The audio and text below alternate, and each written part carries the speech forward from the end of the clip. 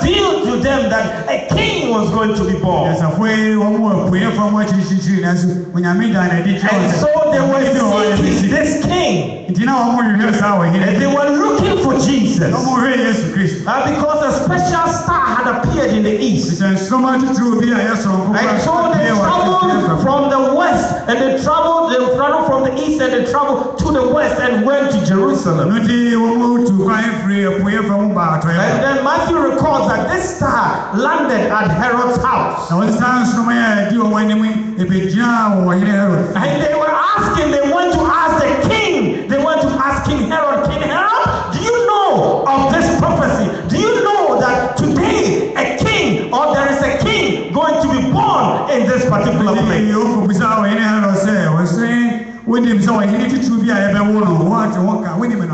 Actually, it wasn't the most bright question, because Herod himself was a king. And here, these wise men went to him and were asking him that, listen, so there is a king going to be born there, a king of the Jews. He is going to be born here. Do you know the king?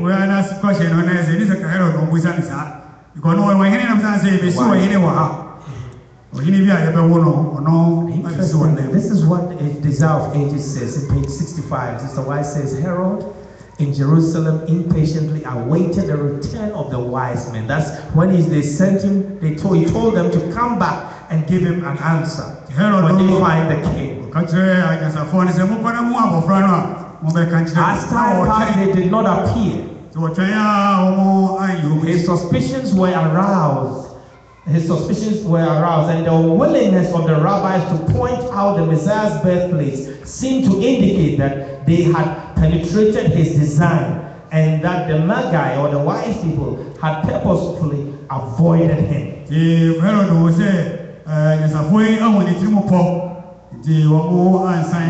as we know that he plotted, he was mad at that thought, and then he knows that his craft had failed, and so he resorted to force, Sister White says. He would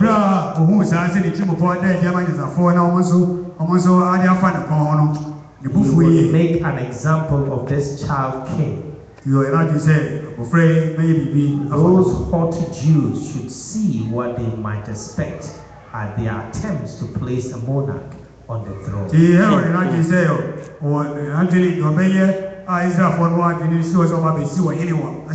You see, Herod time is gone, but Herod himself was a man who was wicked. Herod killed, murdered his own wife and child. And so any attempt to usurp him or to take control of his power, he was paranoid, and so he made sure that all the 2 years and under were killed, just to make sure that there's no monarch who will replace him as the monarch of the Jews.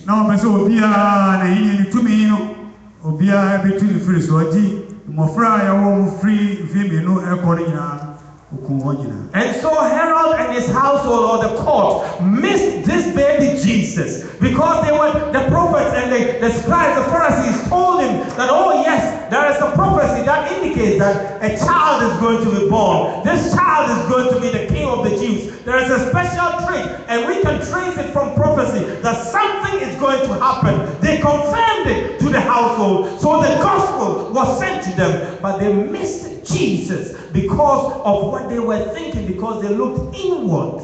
And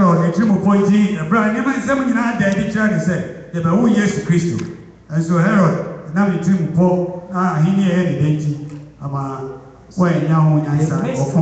they missed this baby, they missed Jesus, because they were scared of what it might cost them.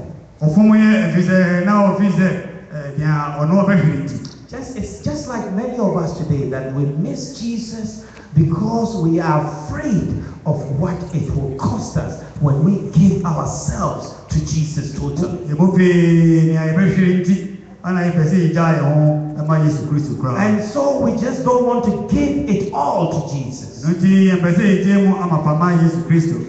we are not willing to crown Jesus as the king of our life. And so we miss out on the opportunity of meeting Jesus. And so I just plead with us, just like the Herod's house, that we will have to take a stock of our lives, asking ourselves that what is it that we were not willing to miss, that we really, or we were scared of, that we really miss an intimate relationship with Jesus all this year. And so during this Christmas or during this festive season, that do you need to allow Jesus to be crowned the Lord of your life? Do you want to see him as a wonderful counselor? Because unto us a child is born, for unto us a son is given. And so Jesus expects a relationship with you and I. Oh, the last group of people who missed out, the last group of people who missed out was the high priest and the religious leaders. They should have known, or they knew, that Jesus was going to be born. They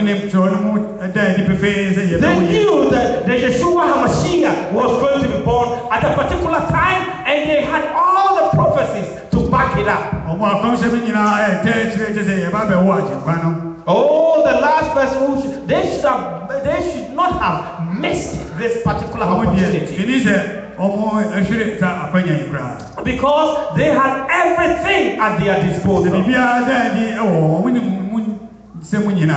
And so the Desire of Ages page 62 again says that the priests and the elders of Jerusalem were not as ignorant concerning the birth of Christ as they pretended. The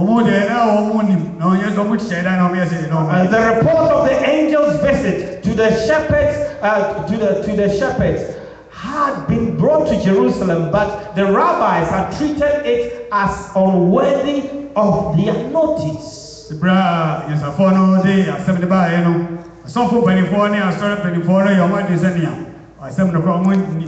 They themselves might have found Jesus and might have been ready to lead the Magi to his birthplace, but instead of this, the wise men came calling their attention to the birthplace of the Messiah.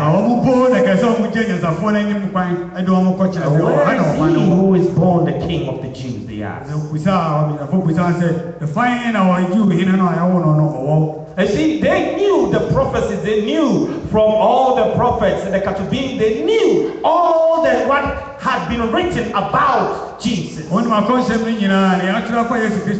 That he was going to be born in Bethlehem. But what did they do? Once the report came, they just did not do anything. And they did not do anything, and they decided to leave them alone. And so they did go back and they checked out the Bethlehem and to see whether the wise men went to check whether this special baby was born there.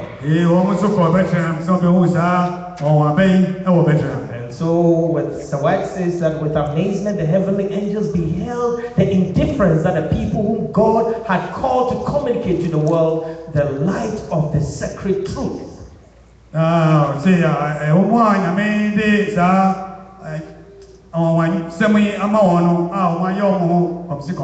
You see, the angels were looking on and said, what?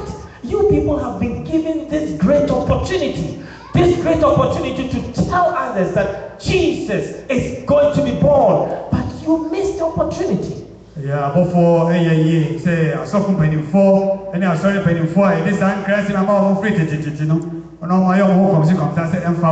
You see, so they rehearsed their meaningful prayers and performed the rites of worship, and they did all kinds of things seemed to be seen. They wanted the rights of men to be seen by men, but in their strive for riches and worldly honor, they were not prepared for the revelation of the Messiah.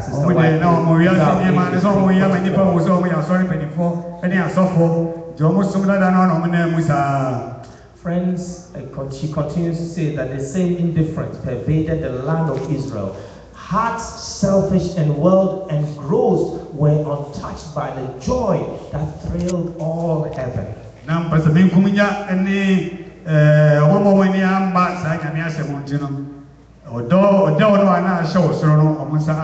And so they missed this opportunity because of their selfishness, because of indifference.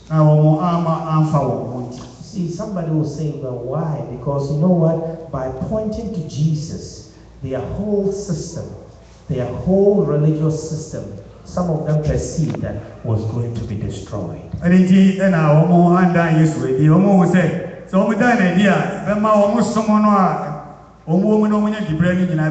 And some of them, most of them were so also engrossed in reciting their prayers, going to church, being seen as Christians, but really the real reason for their existence, they had missed the point.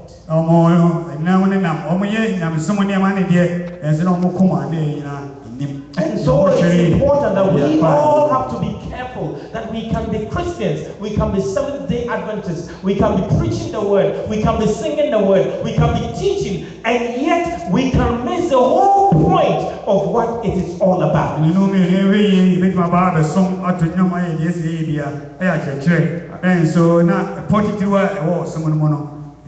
And so there were some people who missed the baby Jesus because they were too busy.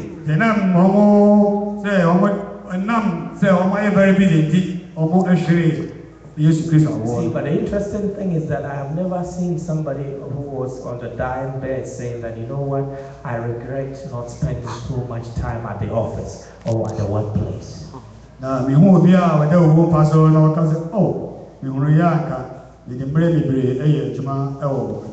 No, it's always important that we ask ourselves, what time are we spending with Jesus?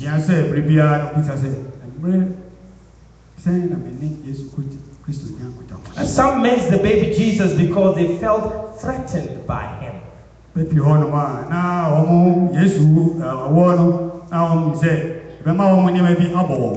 Some of us, you see, we want to rule our own lives, and so we miss out on the wonderful relationship that Jesus offers. Because when we give in to Jesus, we know that Jesus or God expects something of us, but we don't want to give that. And so we miss that point, we miss that relationship, that beautiful relationship that we can or could have with Jesus.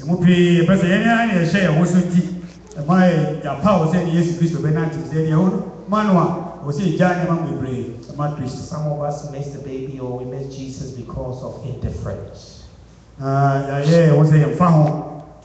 needs of others and to our own needs. Some miss Christ because they want to be too sophisticated. They were too sophisticated that they just could not accept the simple fact that the King of the Jews will be born in a manger. That was too simplistic for them.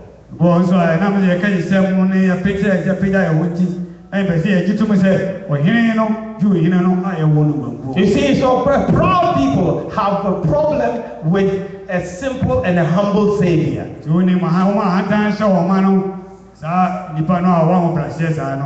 You see, birthplaces of princes were surrounded by ceremony, and they were surrounded by celebrations and lavish splendor. And so for Jesus to be born in a manger, for some people, it was a problem.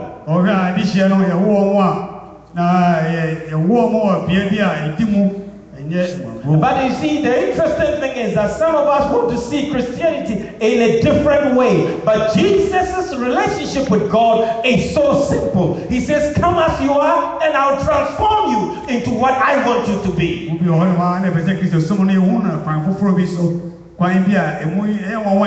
You see, some of us want people to come and to come well dressed in a certain way before you can worship Jesus. Jesus says, come, and as you have a relationship with me, as you walk with me, as you talk with me, I will transform you into something wonderful. And so it's never about what somebody thinks Christianity should be like, how somebody thinks you should talk like. No, it is God who transforms. It is God who changes people. Oh, it's important that, friends, we are very careful. We are very careful that if we are not careful, that, friends, we will miss the whole point of what Christianity is about. And some of us are fearful that we miss Christ because we don't want to be close to God, to divinity. We are afraid to get close to God because if we get close to God, we know that we don't want to give what He expects us to give.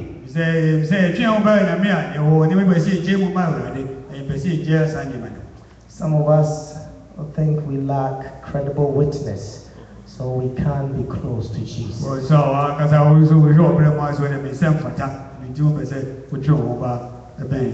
Let's not be afraid. He's a wonderful counselor. The Prince of Peace. He's a mighty God. He's mighty to save. Friend's time is gone, but there's a story about this man who was always saying to his family that he's #1 atheist.